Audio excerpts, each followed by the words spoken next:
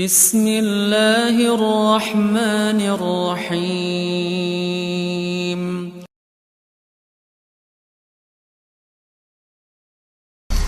Ahli surga teman-teman bisa memiliki banyak sekali istana. Tergantung dari amal dia. Makin sering dia beramal maka makin banyak istana. Jadi tidak harus punya satu rumah atau istana.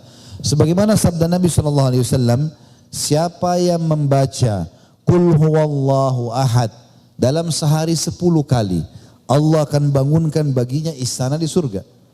Qul huwallahu ahad ini teman-teman baca 10 kali tidak mengambil waktu 5 menit. Lagi di mobil, lagi di motor, lagi ibu-ibu belanja, lagi menunggu antrian di lift, atau apa saja, lampu merah, baca Qul huwallahu ahad 10 kali punya istana di surga. Artinya kalau Bapak Ibu ulangi sampai 100 kali baca Qul huwallahu ahad dalam sehari, itu bisa punya 10 istana di surga. Begitu juga sabda Nabi SAW, sampai membangun rumah Allah, masjid di muka bumi, Allah akan bangunkan baginya istana di surga. Ada sahabat bertanya, ya Rasulullah, tidak semua orang mampu bangun istana di surga, tidak semua orang mampu membangun masjid di dunia. Kata Nabi SAW, Allah akan berikan pahala istana ini, walaupun orang cuma membangun masjid di muka bumi sebesar sarang burung.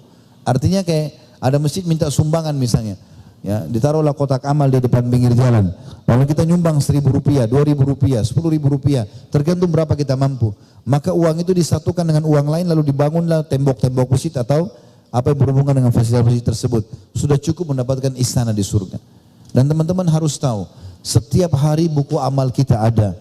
Jangan cukupkan dengan amal yang pernah kita lakukan. Contoh, kita lewat masjid ada kotak amal, dia minta sumbangan. Kita sudah nyumbang di hari ini. Besok kita lewat, banyak orang tidak nyumbang lagi dengan alasan kemarin sudah nyumbang. Kemarin sudah dicatat.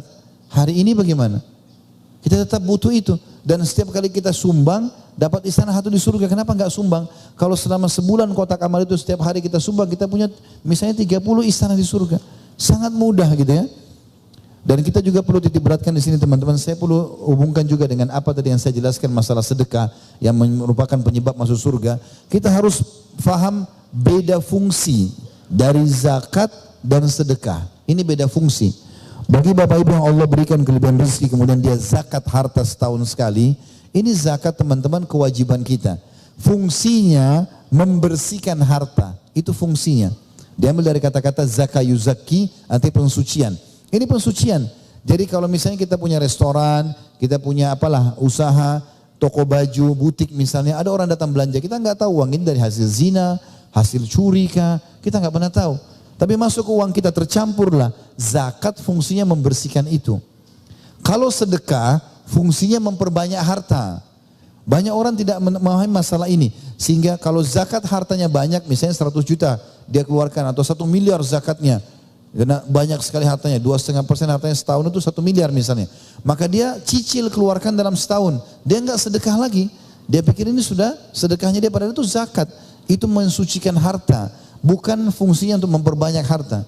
Harus difahami masalah ini. Maka sedekah beda fungsi teman-teman sekalian. Sebagaimana juga zakat mal itu beda fungsinya.